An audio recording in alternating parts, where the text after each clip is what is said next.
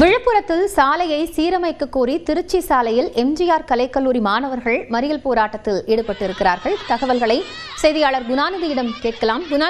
குணாநிதி, இந்த மறியல் போராட்டத்திற்கான காரணம் என்ன? அதாவது விழுப்புரத்தில் எம்ஜிஆர் அரசு மகளிர் கல்லூரி என்பது செயல்பட்டு வருகிறது. இந்த கல்லூரியில் 4000க்கும் மேற்பட்ட மாணவிகள் கல்வி பயின்று வருகிறார்கள்.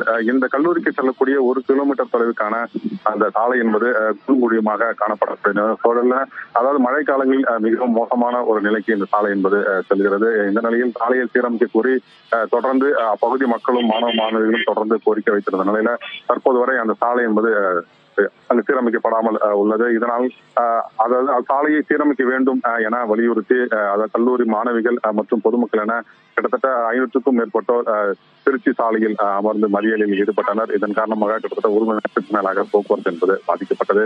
தொடர்ந்து சாலை மறியலில் ஈடுபட்ட மாணவிகளிடம் அரசு அதிகாரிகள் பேச்சுவார்த்தை நடத்தி விரைவில் சாலை அமைக்க நடவடிக்கை எடுக்கப்படும் என அவர்கள் உறுதியளித்து தொடர்ந்து தற்போது அந்த மறியல் என்பது கைவிடப்பட்டிருக்கிறது.